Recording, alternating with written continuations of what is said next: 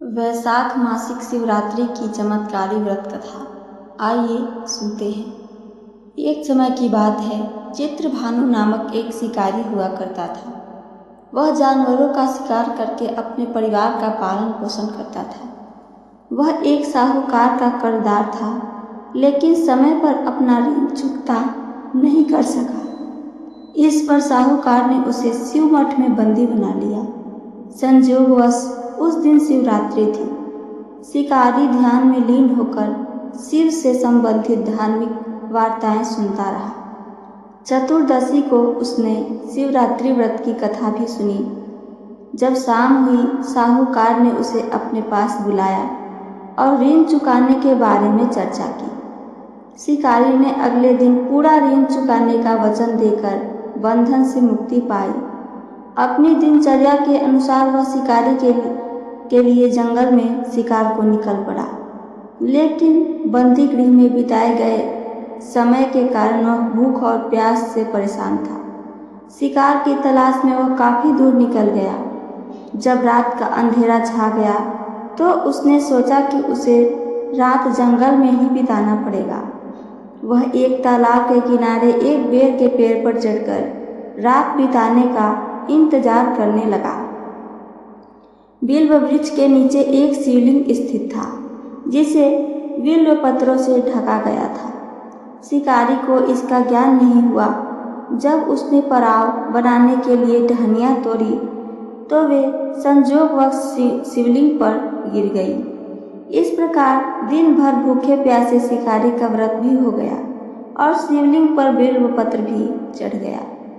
एक पहर रात बीतने के बाद एक गर्भवती हिरनी तालाब पर पानी पीने आई।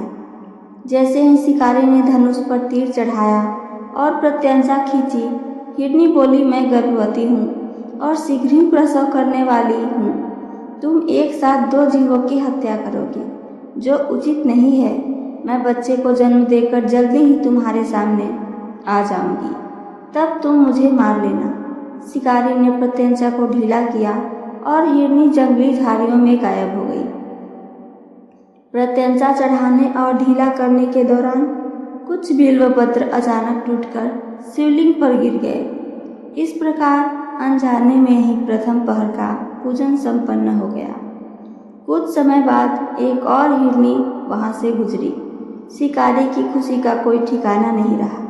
जब वो निकट आई तो उसने धनुष पर बाण चढ़ाया। तब हिरनी ने विनम्रता से कहा, हे शिकारी, मैं थोड़ी देर पहले ऋतु से मुक्त हुई हूँ। मैं काम जातु विरहिणी हूँ और अपने प्रिय को खोज में भटक रही हूँ। मैं अपने पति से मिलकर शीघ्र ही तुम्हारे पास आ जाऊंगी। शिकारी ने उसे भी जाने दिया। शिकार को 2 बार खोने के बाद शिकारी का मन उदास हो गया। वह चिंतित था। रात का अंतिम पहर बीत रहा था। इस बार भी धनुष से उस बेलपत्र शिवलिंग पर गिर गए और दूसरे प्रहर की पूजा भी संपन्न हो गई।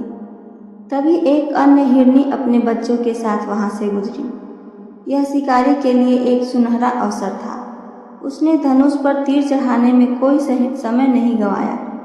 वह तीर छोड़ने ही वाला था कि हिरनी ने कहा, हे शिकारी, मैं इस बच्चों को उसके पिता के पास छोड़कर तुरंत लौट आऊंगी।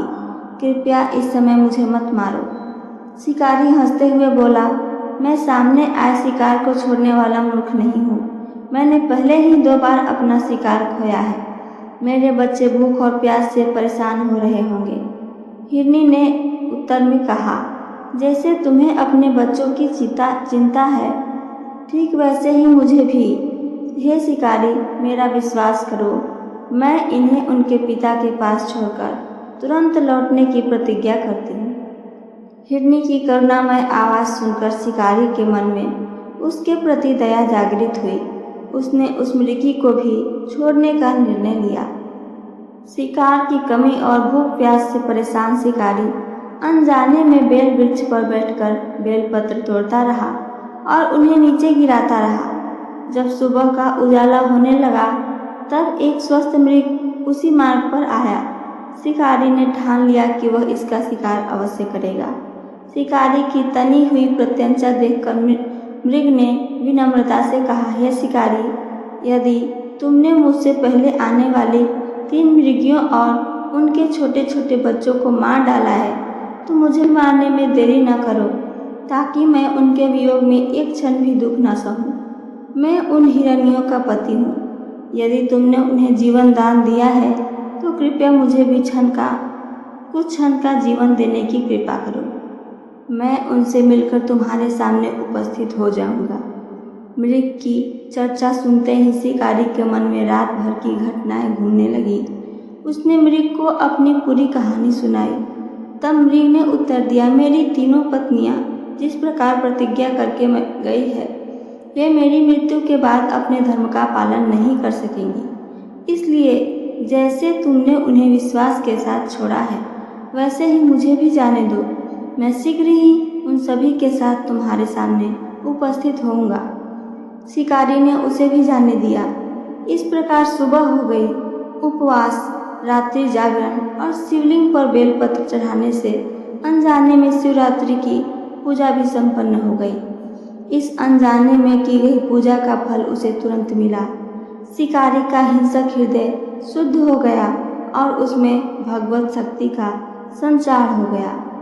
थोड़ी ही देर में वह मृग अपने परिवार के साथ शिकारी के सामने आ गया, ताकि शिकारी उनका शिकार कर सके। लेकिन जंगली जीवों की इस सच्चाई, सात्विकता और सामूहिक प्रेम को देखकर शिकारी को गहरी शर्मिंदगी महसूस हुई। उसने मृग परिवार को जीवन दान देने का निर्णय ले लिया। अनजाने में शिवरात्रि का व्रत करने पर शिकारी को मोक्ष की प्राप्ति हुई। जब उसकी मृत्यु का समय आया तो यमदूत उसके प्राणों को ले जाने के लिए आए, लेकिन शिवगणों ने उन्हें रोक दिया और शिकारी को शिवलोक में ले गए। शिवजी की कृपा से राजा चित्रभानु ने अपने पिछले जन्म को स्मरण किया और महाशिवरात्रि के महत्व को समझकर उसे अगले जन्म में भी पालन करने का संकल्प लिया। तो ये थी मेरी आज की कहानी। अगर मेरी कहानी आप सबको पसंद आई हो तो चैनल को सब्सक्राइब करके वीडियो को लाइक करना ना भूलें। साथ साथ अपना कमेंट करके हमें ज़रूर बताइए। सुनने के लिए धन्यवाद। जय श्री कृष्णा। राधे राधे।